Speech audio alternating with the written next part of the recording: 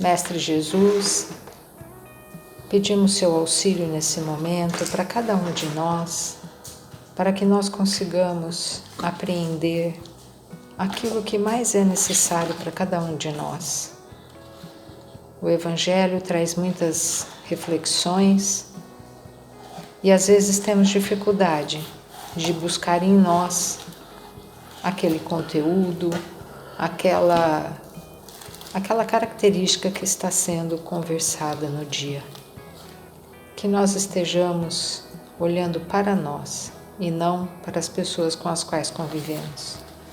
Que estejamos aptos, preparados para olhar para nós e buscarmos novos caminhos, novas ideias, e que nossos anjos da guarda sejam ouvidos no dia de hoje. Obrigado, Pai, por essa nova oportunidade que todos nós estamos recebendo. Que assim seja. Do capítulo 13, que a vossa mão esquerda não saiba o que dá a vossa mão direita, nós vamos conversar hoje sobre a piedade. O item 17. A piedade é a virtude que mais vos aproxima dos anjos. É a irmã da caridade que vos conduz a Deus. Deixai vosso coração enternecer-se com o aspecto das misérias e dos sofrimentos de vossos semelhantes. Vossas lágrimas são um bálsamo que verteis sobre suas feridas. E quando, por uma doce simpatia, vierdes a restituir-lhes a esperança e a resignação, que encanto experimentareis. Esse encanto, é verdade, tem uma certa amargura, pois nasce ao lado da desgraça. Mas se não tem a acidez dos prazeres mundanos, não apresenta as pungentes decepções do vazio que esses prazeres deixam atrás de si. Há nele uma suavidade penetrante que regozija a alma. A piedade, mas uma piedade bem sentida, é amor. Amor é devotamento. Devotamento é esquecimento de si mesmo. E esse esquecimento, essa abnegação em favor dos infelizes, é a virtude por excelência, aquela que praticou em toda a sua vida o divino Messias e que ensinou em sua doutrina tão santa e sublime.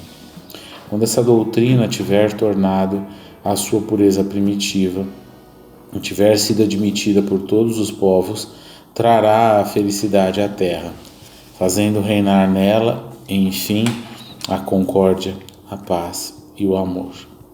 O sentimento mais adequado a fazer-vos progredir, domando vosso egoísmo e vosso orgulho, aquele que dispõe vossa alma à humildade, à beneficência e ao amor ao próximo, é a piedade. Essa piedade que vos comove até as entranhas diante dos sofrimentos de vossos irmãos, que vos faz estender-lhes uma mão de socorro e vos arranca lágrimas de simpatia. Portanto, não sufoqueis em vosso coração essa emoção celeste. Não façais como esses egoístas endurecidos que se afastam dos aflitos porque a visão de suas misérias perturbaria um instante de sua alegre existência.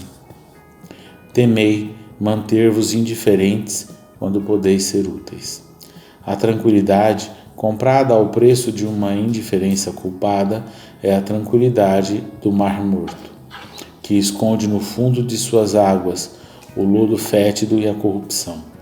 Quanto a piedade está longe, no entanto, de causar a perturbação e o aborrecimento de que se apavora o egoísta. Sem dúvida, a alma experimenta, ao contato da infelicidade do outro, e voltando-se para si mesma, um abalo natural e profundo que faz vibrar todo o vosso ser e vos afeta penosamente. Mas é grande a compensação quando conseguis dar coragem e esperança a um irmão infeliz, que se enternece com o aperto de uma mão amiga e cujo olhar úmido, a um só tempo de emoção e reconhecimento, se volta docemente para vós, antes de fixar-se no céu para agradecê-lo por ter-lhe enviado um consolador, um apoio. A piedade É a melancólica, mas celeste precursora da caridade.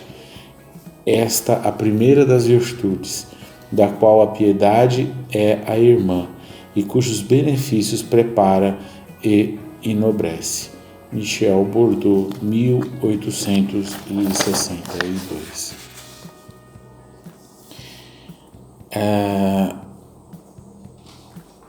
No trecho de hoje, traz um ponto aqui que me chamou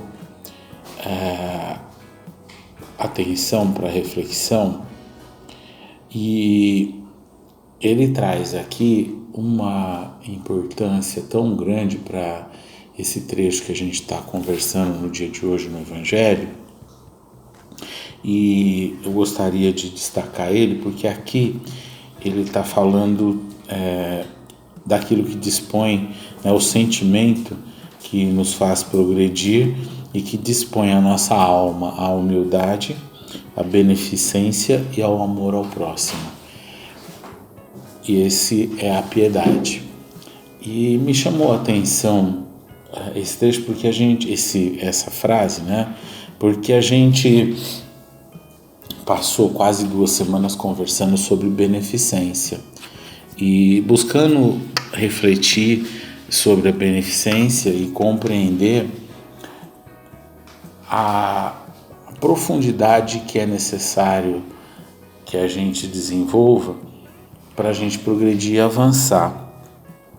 E essa colocação do Espírito me fez olhar para essa reflexão dele com essa ótica da importância da humildade,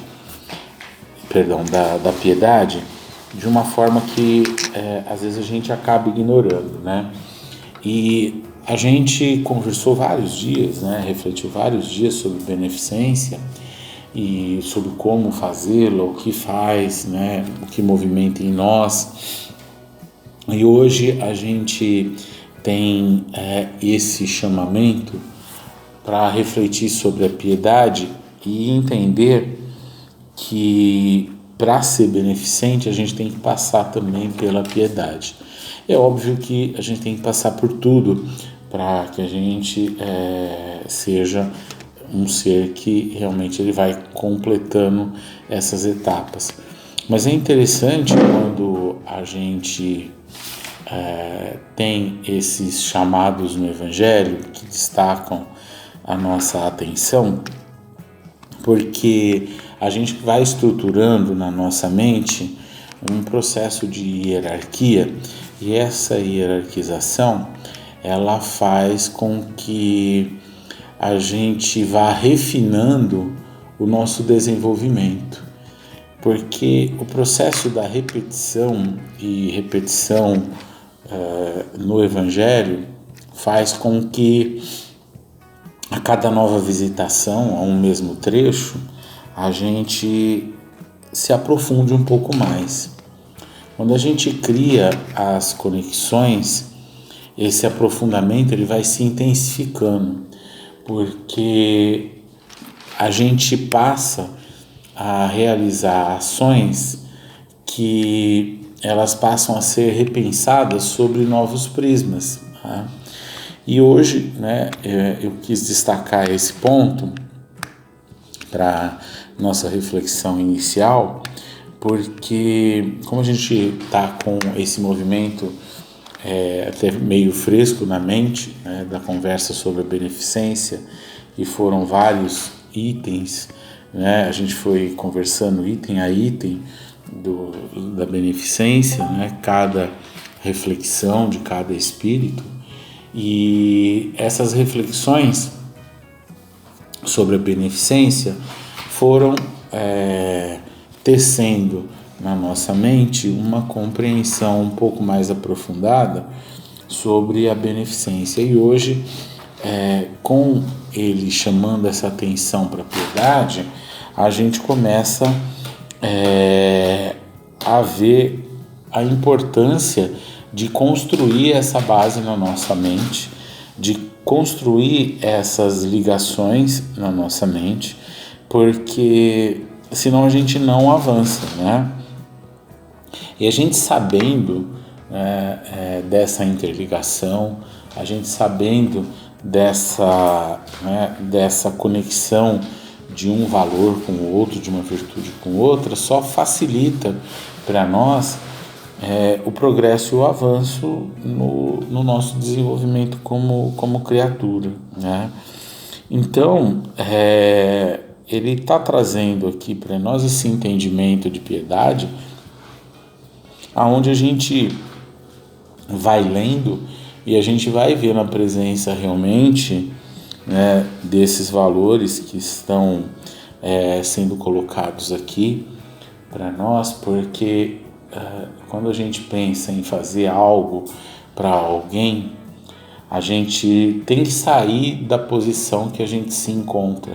Então a gente é convidado, né, ao exercício da humildade, porque sem humildade a gente não consegue ser beneficente e obviamente não consegue ser piedoso, porque como a gente vai olhar uns para os outros sem essa superioridade que às vezes comanda a nossa mente, se a gente não se colocar muitas vezes abaixo, né, uns dos outros, porque o abaixo que eu estou colocando não é a gente se humilhar, não é isso, né?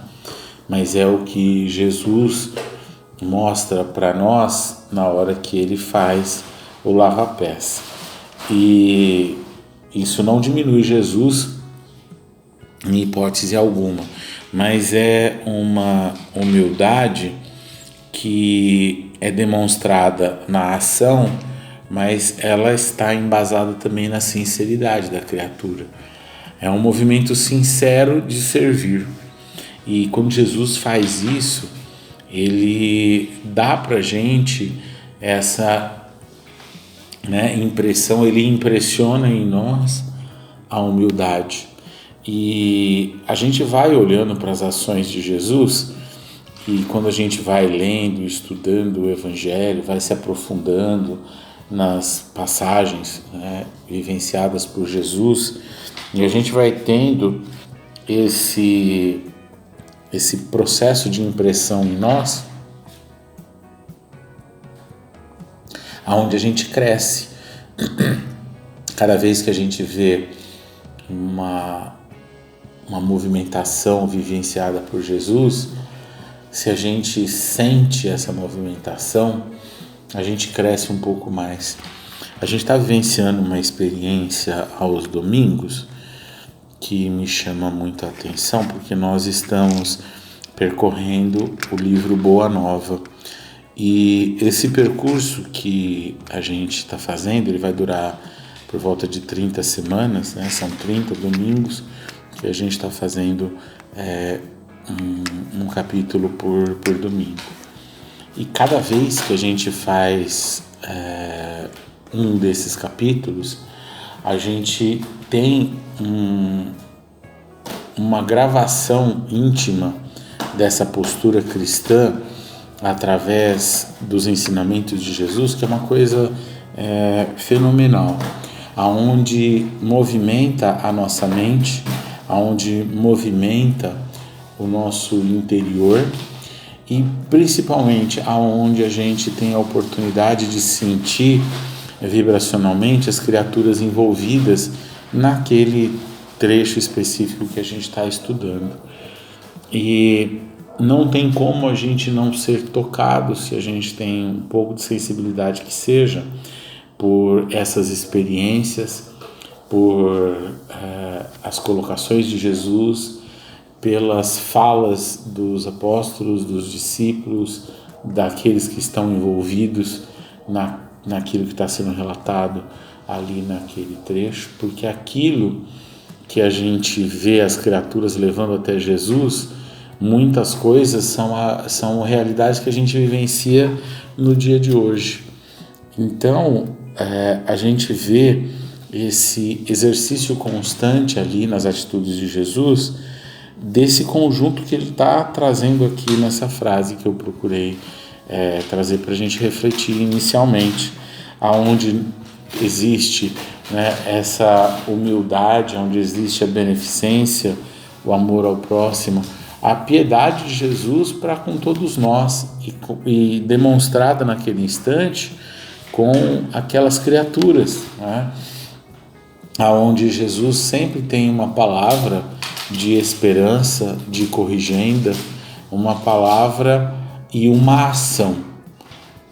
Isso é o que me chama mais atenção no Boa Nova, né? Porque a partir disso a gente consegue se aprofundar um pouquinho mais no entendimento de Jesus.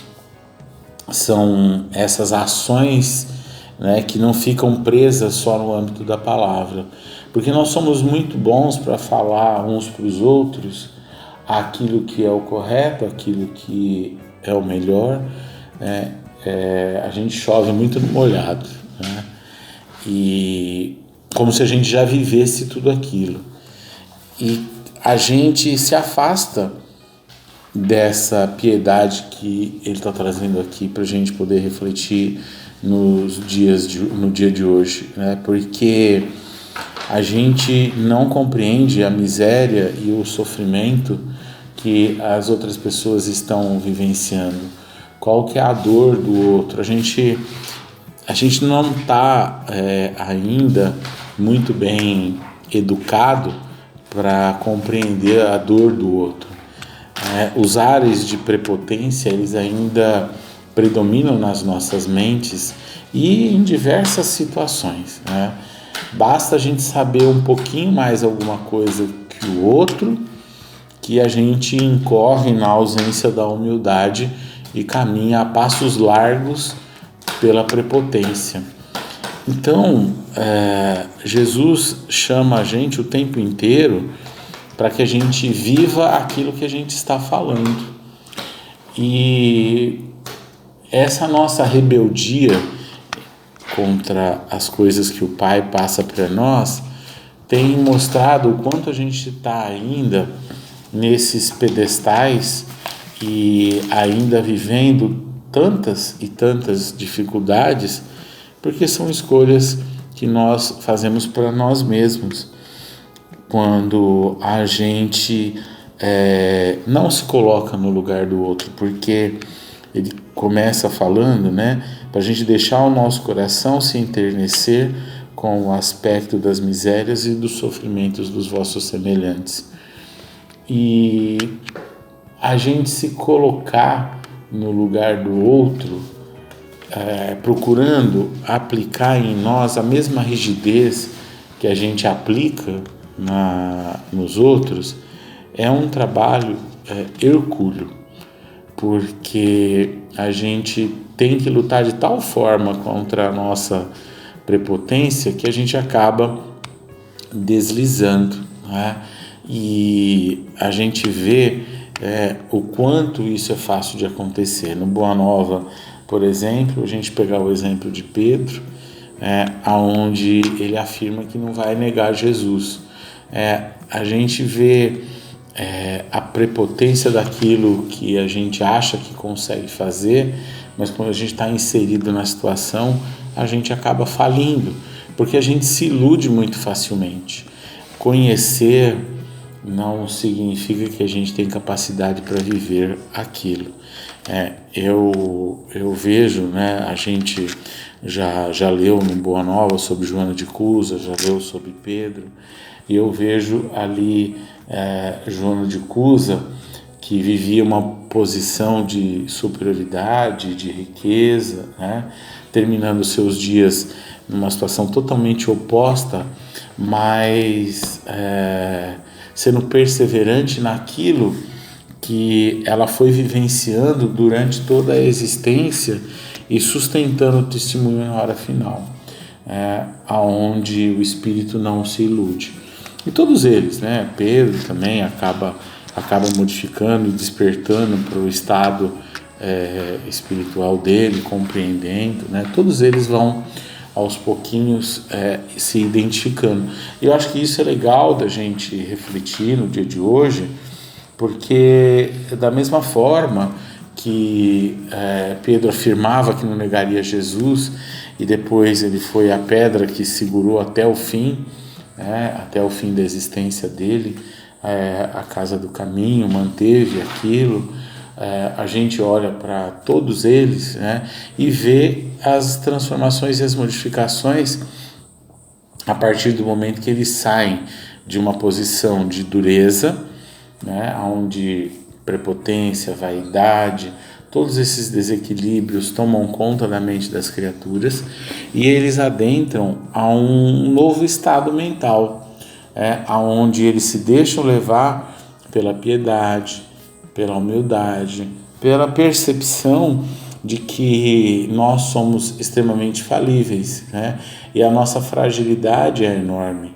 Então a gente só tem essa percepção depois realmente de sofrer um pouco as consequências dos atos que a gente muitas vezes semeia para nós mesmos.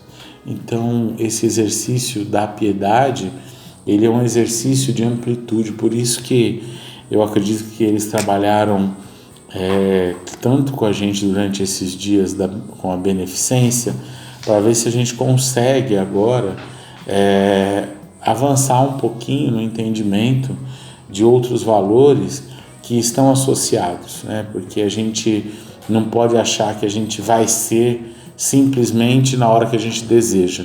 Não é assim, porque pensar isso é pensar como Pedro, que ele jamais negaria Jesus. Então a gente precisa sair do âmbito da ilusão e entrar no âmbito da nossa realidade, onde a gente ainda não tem esses valores constituídos.